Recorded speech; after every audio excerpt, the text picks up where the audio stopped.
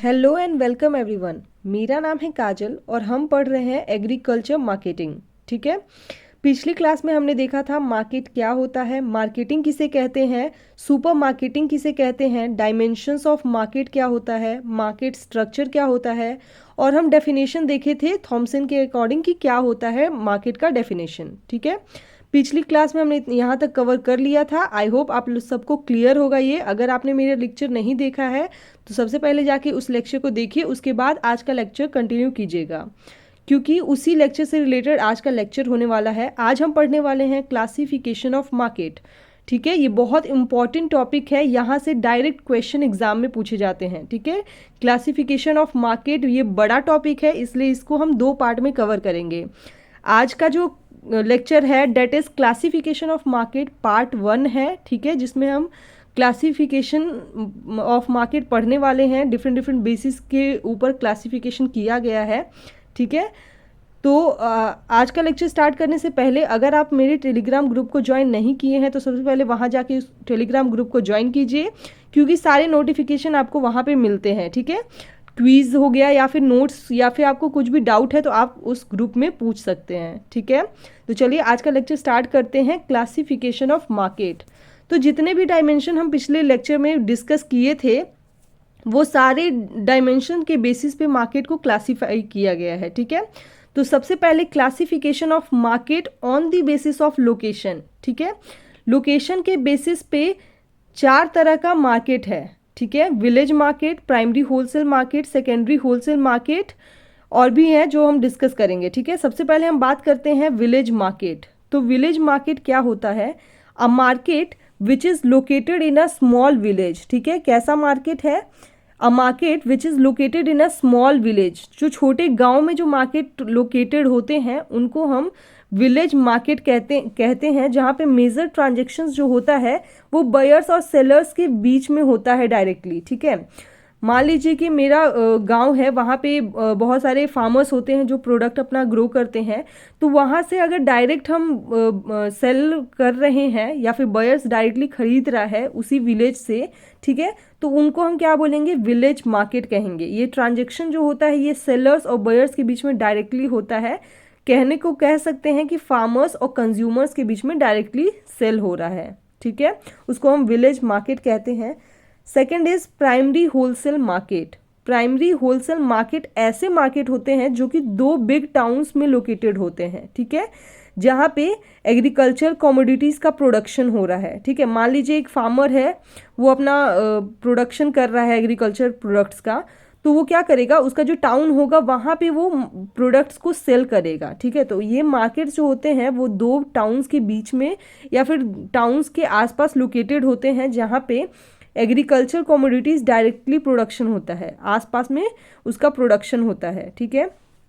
Transaction in these markets usually take place between farmers and traders. ठीक है।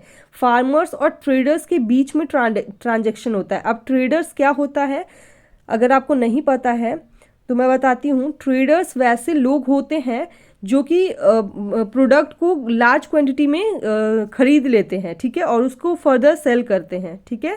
तो उनको हम ट्रेडर्स कहते हैं। तो यहाँ पे ट्रांजैक्शन किसके बीच हो रहा है? फार्मर्स जो प्रोड्यूस किया है और ट्रेडर्स उससे क्या करता है? उस प्रोडक्ट्स को खरीद लेता है, उसके बाद फर्दर वो मार्केट में बेचता है। ठीक है। उससे उसको प्रॉफिट होता है। तो इसीलिए ये ऐसे मार्केट्स को हम प्राइमरी होलसेल मार्केट कहते हैं। Next is secondary wholesale market. Secondary wholesale market जो होता है ये प्राइमरी होलसेल मार्केट से बड़ा मार्केट होता है।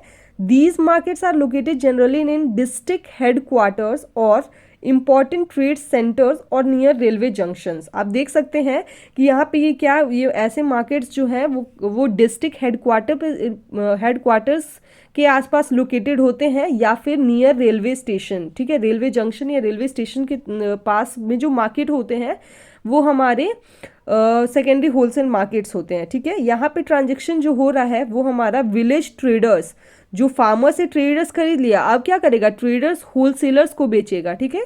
तो विलेज ट्रेडर्स यहाँ पे खरीद रहा है, मतलब बेचेगा, सॉरी, यहाँ पे ट्रेडर्स बेचेगा होलसेलर्स को। ठीक है। तो यहाँ पे ट्रांजेक्शन किसके बीच हो रहा है? विलेज ट्रेडर्स और होलसेलर्स के बीच हो रहा है। ये इंपॉर्टेंट है, ये पूछा जाता है कि ट्रांजेक्शन जैसे क्वेश्चन ये पूछ सकता है कि सेकेंडरी होलसेल मार्केट में किस ट्रांजेक्शन किसके किसके बीच हो रहा है, ठीक है। तो ऐसे क्वेश्चन आते हैं, इसलिए आपको पता होना चाहिए। इसमें फार्मर्स डायरेक्टली इन्वॉल्व नहीं है, ठीक है। जो हम विलेज मार्केट कह रहे थे वो डायरेक्ट फार्मर्स इन्वॉल्व था, फार्मर से कंज्यूमर्स को मिल रहा था। सेकेंडरी होलसेल मार्केट में फार्मर्स से ट्रेडर्स के बीच ट्रांजेक्शन हो रहा है। यहाँ पे विलेज ट्रेडर्स से होलसेलर्स के बीच में ट्रांजेक्शन होता है, ठीक है। नेक्स्ट जो है वो है हमारा टर्मिनल मार्केट। टर्मिनल मार्केट ऐसे मार्केट होते हैं जहाँ पे जो हमारा प्रोड्यूस है, ठीक है, वो डायरेक्टली डिस्पोज होता है कंज्यूमर्स को, ठीक है। डायरेक्टली कंज्यूमर्स को मिल जाता है प्रोड्यूस, उसको हम कहते हैं टर्मिनल मार्केट, ठीक है, जो कि एक्सपोर्ट करने के लिए असेंबल किया जाता है, ठीक है। मतलब प्रोडक्ट्स को एक्सपोर्ट बेचने के लिए या एक्सपोर्ट करने के लिए लाया जाता है, ठीक है। Merchants are well organised and use modern methods of marketing. अब मर्चेंट्स क्या होता है?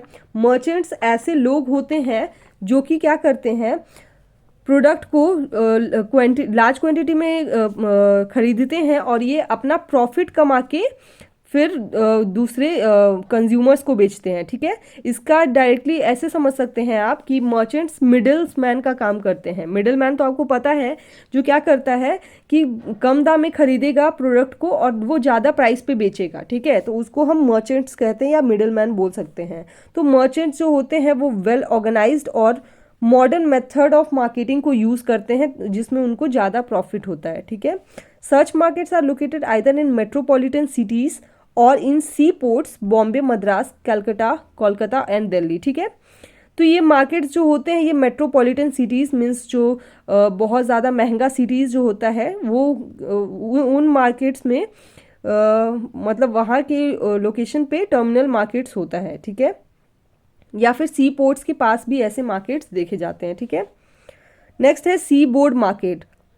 Markets which are located near the seashore and are meant mainly for import and export of goods. Seaboard markets आपको पता होगा जिसको आप बंदरगाह कहते हैं। सी बोर्ड मार्केट्स मतलब कि नदी के किनारे या सी शोर के किनारे जो किनारा जो होता है वहाँ पे जो मार्केट लगते हैं, ठीक है। जैसे आप फिशरीज वगैरह में देखे होंगे वहाँ पे डायरेक्टली एक्सपोर्ट किया जाता है गुड्स को, ठीक है। जैसे कि बॉम्बे, मद्रास, कोलकाता ये सब का जो सी शोर होता है वहाँ से यहाँ पे डायरेक्टली मार्केटिंग किया जाता है, ठीक है।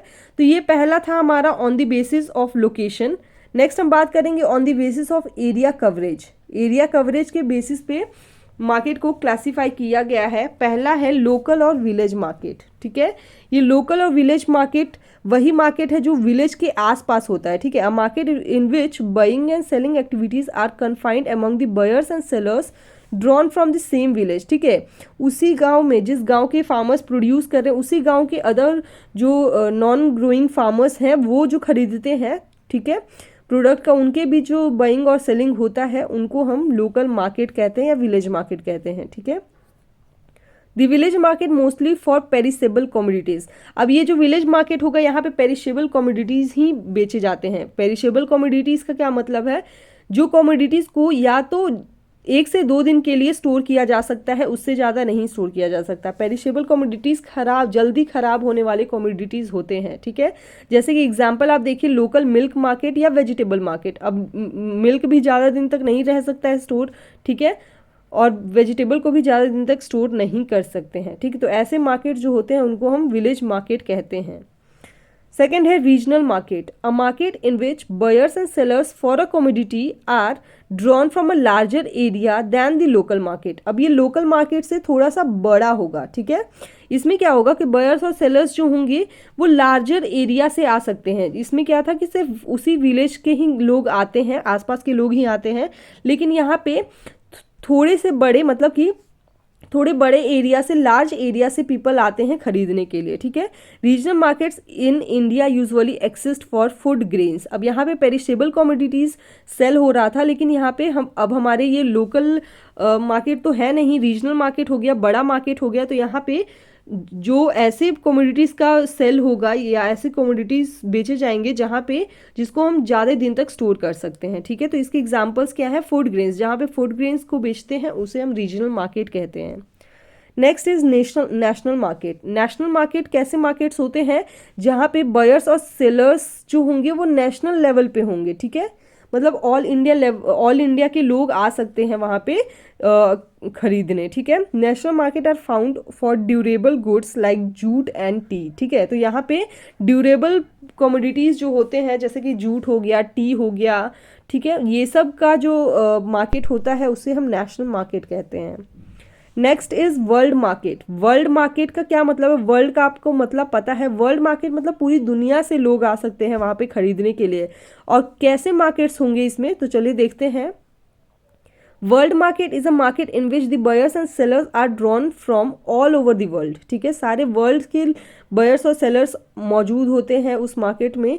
These are the biggest market from the area point of view. अब ये देखिए पूरे वर्ल्ड के लोग आ रहे हैं खरीदने के लिए या बेचने के लिए, तो ये क्या होगा, ये बिगेस्ट मार्केट होगा। यहाँ पे बहुत ज़्यादा एरिया में ये मार्केट फैला हुआ होगा, तो ये हमारा बिगेस्ट मार्केट होता है। एरिया पॉइंट ऑफ व्यू से भी सबसे ज़्यादा एरिया कवर करता है, ठीक है। These market exist in the commodities which have a worldwide demand and supply such as coffee, machinery, gold, silver, etc. ठीक है, ये ऐसे मार्केट्स होते हैं जहाँ पे कमोडिटीज़ जो होता है ये पूरे वर्ल्ड वाइड डिमांड होता है, ठीक है। मतलब पूरे वर्ल्ड के लोग में डिमांड और सप्लाई होता है, ठीक है। जैसे कि कॉफ़ी हो गया, मशीनरी हो गया, गोल्ड हो गया, सिल्वर हो गया, एक्सेट्रा। बहुत सारे एग्जाम्पल्स हैं जो कि वर्ल्ड मार्केट हैं के अंदर आते हैं, ठीक है। नेक्स्ट है on the basis of time Spain. Time Spain के बेसिस पे शॉर्ट पीरियड मार्केट और लॉन्ग पीरियड मार्केट में क्लासिफिकेशन किया गया है, ठीक है। शॉर्ट पीरियड मार्केट्स ऐसे मार्केट्स होते हैं जो कि कुछ घंटों के लिए ही लगाए जाते हैं, ठीक है। आपको हेडिंग से ही पता चल रहा है कि शॉर्ट पीरियड मार्केट है, मीन्स कुछ समय के लिए ही मार्केट होता है, ठीक है। तो ये मार्केट जो होते हैं ये फ्यू आवर्स के लिए होते हैं, जिसे हम शॉर्ट पीरियड मार्केट कहते हैं। The products deal with in these markets are of highly perishable nature such as fish, fresh vegetable and liquid milk, ठीक है। यहाँ पे अब कुछ ड्यूरेशन के लिए, कुछ देर के लिए है, तो यहाँ पे पेरिशेबल नेचर के ही प्रोडक्ट मिलेंगे, ठीक है, जिसको ज़्यादा देर तक स्टोर नहीं किया जा सकता, जैसे कि फिश है, फ्रेश वेजिटेबल, लिक्विड मिल्क वगैरह है, ठीक है। Prices of commodities are govern mainly by the extent of demand rather than supply. यहाँ का जो प्राइस है वो हमारा डिमांड के बेसिस पे किया जाता है, ठीक है। अगर मान लीजिए हमारा प्राइस बहुत ज़्यादा इंक्रीज हो गया तो डिमांड क्या होगा, डिक्रीज हो जाएगा, ठीक है। इनडायरेक्ट रिलेशन है। अगर प्राइस हमारा इंक्रीज हो रहा है किसी भी कमोडिटी का तो डिमांड घट जाएगा, ठीक है। तो हमारा जो ये ऐसे मार्केट में जो प्राइस डिसाइड किया जाता है वो डिमांड बेसिस पे किया जाता है, ठीक है। नेक्स्ट है long period market. Long period market क्या क्या मतलब है कि बहुत ज़्यादा लंबे समय के लिए होता है, ठीक है। These markets are held for a long period than the short period markets. The prices are govern both by the supply and demand forces. पिछले वाले में क्या हो रहा था, सिर्फ और सिर्फ हमारा डिमांड के बेसिस पे प्राइस फिक्स हो रहा था, लेकिन यहाँ पे सप्लाई और डिमांड दोनों के बेसिस पे हमारा प्राइस फिक्स किया जाएगा, ठीक है। अगर मान लीजिए हमारा डिमांड बहुत ज़्यादा है तो हम प्राइस थोड़ा कम रखेंगे तो सप्लाई भी ज़्यादा होगा हमारा, ठीक है। तो उस बेसिस पे लॉन्ग पीरियड मार्केट का प्राइस डिसाइड होता है। The commodities traded in these market are less perishable and can be stored for some time, ठीक है। तो यहाँ पे हमारे लेस पेरिशेबल कमोडिटीज आएंगे क्योंकि इनको हमें लॉन्ग टर्म तक स्टोर करना है, ठीक है। एग्जाम्पल क्या है, these are food grains and oil seeds. Food grains और ऑयल सीड्स जल्दी खराब नहीं होते हैं, इनको बहुत सालों तक स्टोर किया जा सकता है, तो ऐसे है लॉन्ग पीरियड मार्केट, ठीक है। नेक्स्ट हम बात करेंगे सेकुलर मार्केट। सेकुलर मार्केट ऐसे मार्केट होते हैं जो कि परमानेंट नेचर के होते हैं, ठीक है। These are the markets of permanent nature, ठीक है। परमानेंट नेचर मतलब कि वो कभी भी खराब नहीं होगा, आप कितने साल तक भी रख लो, ठीक है। इसमें क्या क्या क्या आएंगे, the commodities traded in these markets are durable in nature, can be stored for many years.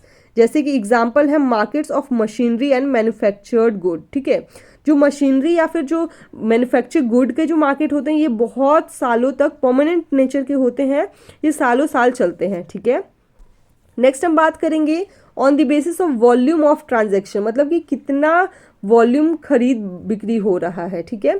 तो पहला है होलसेल मार्केट। होलसेल मार्केट आप नाम से ही समझ में आ रहा होगा, जहाँ पे हमें बहुत सारे कमोडिटीज़ को लार्ज क्वांटिटीज को बल्क में हम सेल करते हैं, ठीक है।